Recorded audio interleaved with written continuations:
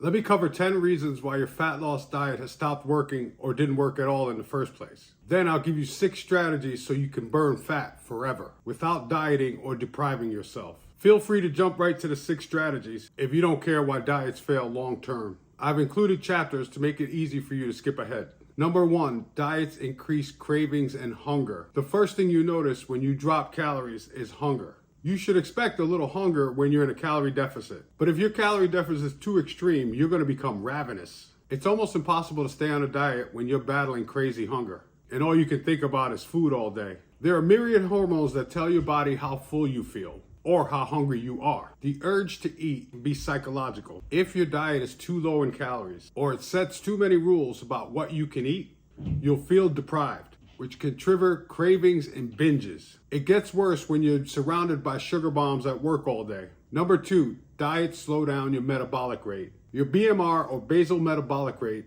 is the number of calories you burn at rest, not moving, outside of any movement activity. When you lose a lot of weight, you'll burn fewer calories at rest because now you're smaller. Calorie restriction causes what is known as adaptive thermogenesis. It's the main reason why your fat loss slows over time. That's why it's hard for most people to lose that last 10 to 15 pounds of fat. Remember that when I talk about the 6 strategies. Number 3, diets can increase the risk of muscle loss. When your diet is depleted of calories, it looks for ways to conserve energy. Muscle is metabolically expensive to maintain. It burns a lot of calories just by walking around. So when calories are extremely low, the body will look to decrease that muscle mass. It's like when there's too much luggage on an airplane, what do? They start getting rid of luggage. And the crazy thing is, the leaner you are, the more at risk you are of losing muscle, as compared to overweight people who have plenty of fat for fuel. But it can happen to both if you're not careful.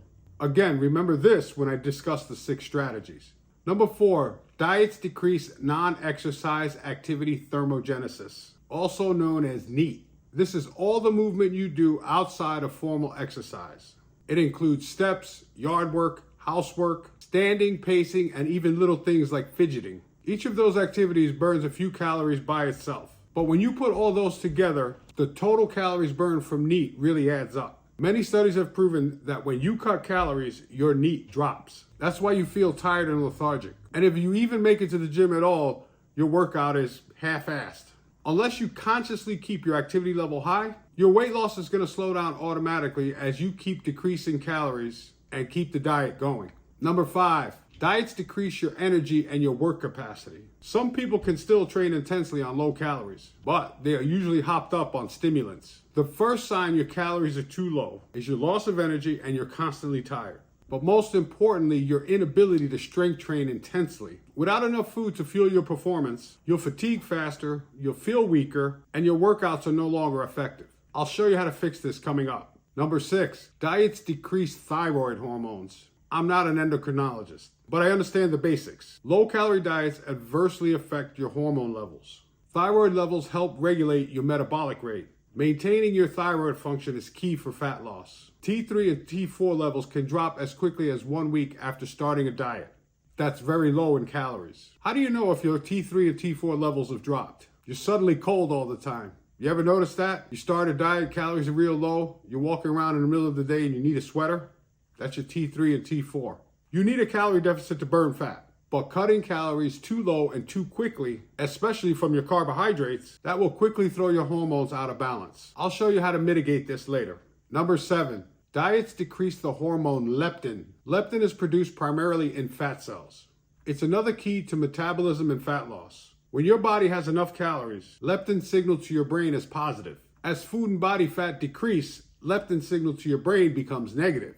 It tells your body to eat more to achieve balance. The formal term is homeostasis, which is just your body wanting to be in balance. So you see why, when dieting to lose body fat, you've got to respect your hormones. Number 8, diets increase the stress hormone cortisol. Cortisol is a catabolic muscle breakdown hormone. It's produced by your adrenal glands. Physical, mental stress, and poor sleep will activate cortisol. It's activated normally every day, but that's part of homeostasis. And super low calories will activate cortisol as well at times where you don't want it to. Recall number 3, the body will shed muscle under the influence of too much cortisol. We're getting closer to the 6 strategies where I will cover mitigating cortisol. Number 9, it's been well studied in the scientific literature. Stress and too low calories will decrease testosterone, which is bad for both men and women. First thing to go when your calories get too low is your libido. Sex will be the last thing on your mind when you're on a severely calorically restricted diet. Number 10, a fad diet that's really super low in calories will always result in you rebounding and getting fatter. After you've suffered through a poorly constructed nutrition approach, what are you going to do? You're going to celebrate with a binge, which will result in you returning back to eating the way you used to. And that's what got you fat in the first place. Then the cycle repeats itself. As many of you have suffered through this for years or maybe even a lifetime, not only is it super destructive to your health, but with each cycle, your metabolism becomes less efficient. That's where you hear some people say that they have a busted metabolism. Really what they're saying is they've used a lot of different super low calorie fad diets over time, and their body is no longer able to process calories properly for weight loss in the right way. And the kicker is you may get fatter eating less calories than before the diet. Have you ever heard someone say, I'm barely eating anything and I still can't lose weight? Which leads to 6 strategies to burn fat forever without fad diets or starving yourself. Number 1, think nutrition habits, not diet. You can achieve permanent fat loss by developing habits that you can maintain for the rest of your life. The way you eat is a nutrition habit. The way you think is a nutrition habit. The way you stay active is a nutrition habit. Replace any bad habits with new ones. You eat a lot of junk food and processed food? Slowly replace that habit with nutrient-dense whole foods. You constantly think to yourself, you can never get lean? Replace that thought with, I can get just 1% leaner every day. You find yourself sitting on your butt more often than not? Replace that habit with a step counter and establish a daily step count that's reasonable for you. No, it won't be easy at first to replace bad habits with new ones. Some people say 28 days. I don't buy it. It's going to take more like several months. But after several months, when those habits take hold, they're going to be unbreakable. And relax, no one is perfect. You may have a day where you eat a donut or two. That's not a habit starting.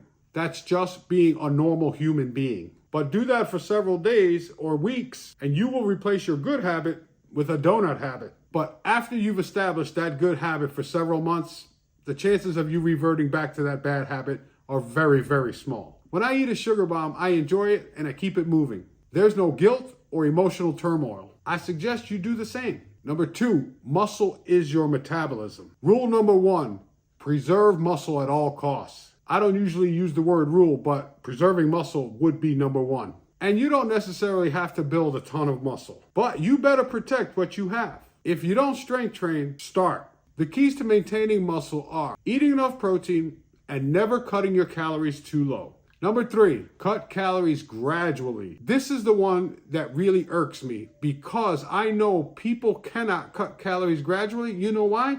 Because people don't track calories. If I'm telling you to cut 100 calories from your daily calories and you say this is too difficult, it's because you don't want to track your calories and be precise. You don't have to track calories and be precise forever.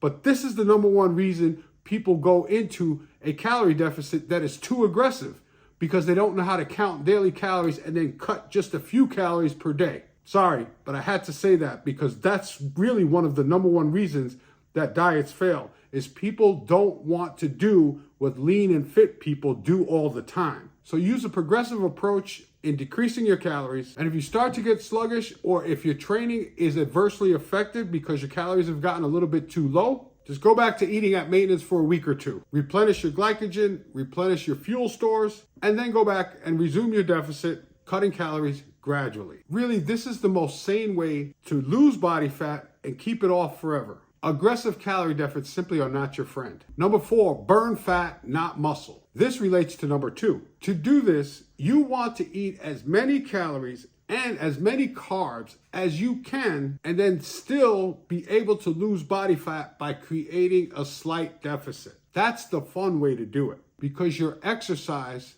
and your NEAT will burn all the other calories. This is a great way to eat more and burn more. It sounds counterintuitive, but you will decrease body fat by eating more ultimately. If you use a calorie deficit alone, burning fat becomes way more difficult. Number 5, use calorie cycling. This relates to number 3. Don't stay in a deficit too long. Just when adaptive thermogenesis is about to rear its ugly head, you have an influx of good calories, not junk, which will let leptin and cortisol, among others, know that calories and carbs are coming in and all is well. There's no need to shut down the metabolism. And also, when you bring in calories and carbs, this is going to help you to avoid that binge. You're not going to want to binge when you're well fed with good whole foods. Number 6, losing fat is a marathon, not a sprint. What's the rush? The reason you've fallen prey to fad diets in the past is because you've been in a rush. Most people way overestimate how much fat they can lose in a few weeks, but they way underestimate how much fat they can lose in 1 to 2 years. Here's a metaphor. If you've been broke all your life, stop trying to win the lottery. Lose body fat at a rate that's right for you. If that means just a half to a quarter pound per week, so be it. Power tip. This is the most important question you have to answer for yourself, because if you can answer this honestly, you will be successful in losing your body fat. Why do you want to lose fat? Until you can answer that question honestly, you're just going to struggle because it's not going to be tangible. Now watch what YouTube recommends next. And as always, thanks so much for watching.